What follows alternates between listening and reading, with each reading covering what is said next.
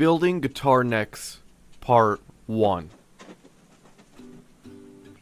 Start by planing your neck blank. You can ignore the two weird looking bits at either end. That's just a little bit of snipe, which we will cut off later.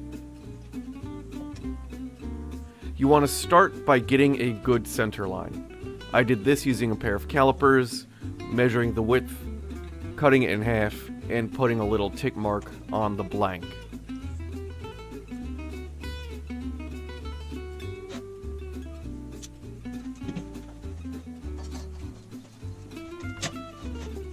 Next, get the longest straight edge you have and draw a line connecting all your tick marks. Use a pencil with a very fine point, and as you go, slightly rotate the pencil in your fingers. This will make sure that you always have a fine, sharp line. Next, take your guitar neck template that we made in the previous video, line up the center line on the template with the center line on your blank, and trace.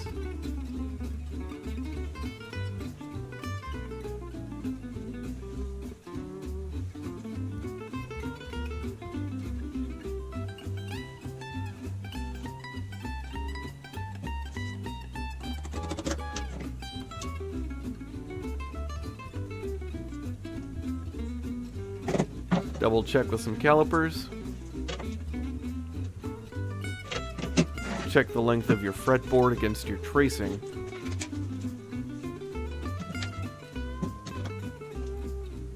And then realize that you placed the neck over the snipe.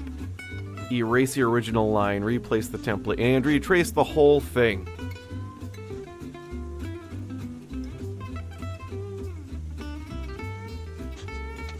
When you trace it, this is also your last opportunity to make some last-minute adjustments to the headstock shape if you wanted to change it a little bit from your template.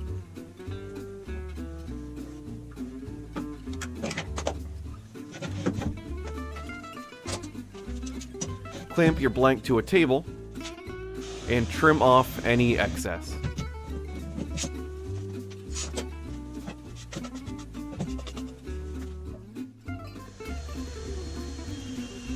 Then go over to the trusty bandsaw and cut as close to that line as you can.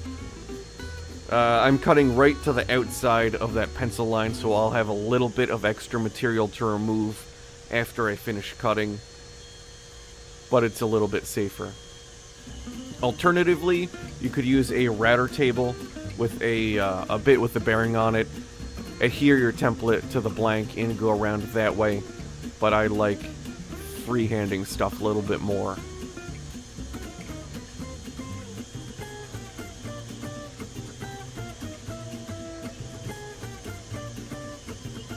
Always be careful when using a bandsaw. There's an imaginary circle that your fingers should never enter when you're using a bandsaw, and you'll notice that when I need to, I have a pushing tool that I built, and I'll use that tool to enter that imaginary circle instead of my fingers.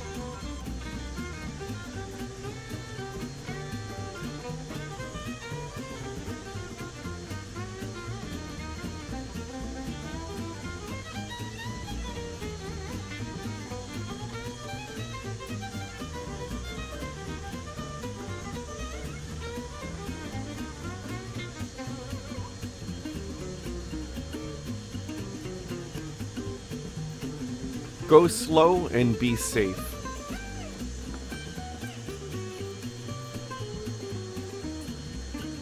After putting all this work in, you don't want to have to redo anything, and you don't want to have to make a trip to the ER because you cut your finger off. You can see I'm using that pushing tool. It's really just a piece of scrap wood with a notch cut into it. Then you want to do a check fit or a fit test. Just stick your neck into the pocket and see how well it fits. If it fits okay, mark the location of the nut. On my neck template, I roughly marked out where the nut would sit, then I transferred that mark onto the neck blank. And then play with your kitty.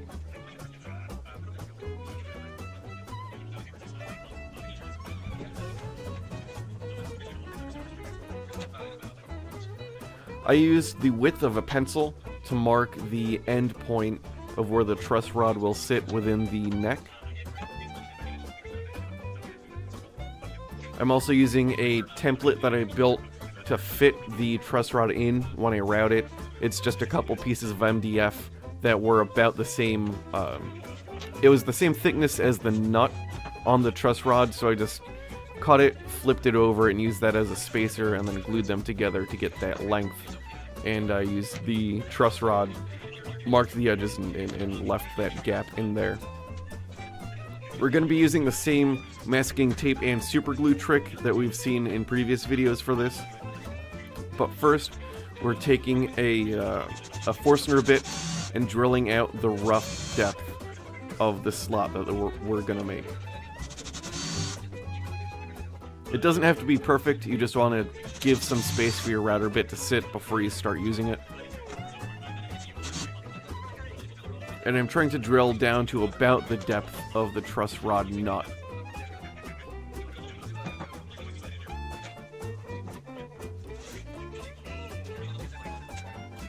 Put the masking tape on the mating surface of your template.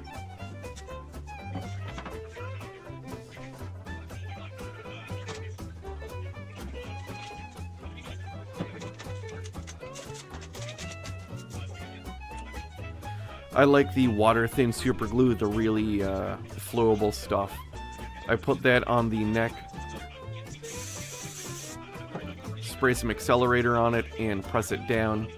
I have a center line on that template as well, so this entire time I'm aligning my center lines, and this will ensure that I always have a straight line that falls in the center of my workpiece.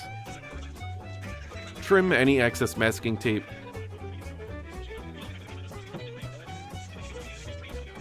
And do the same process to adhere the neck to your work surface. My work surface is just a big piece of wood that I clamped to a table, because I don't have a real big boy workbench yet.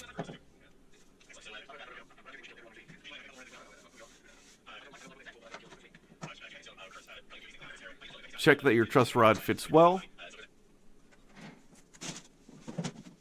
And we'll see you in part 2.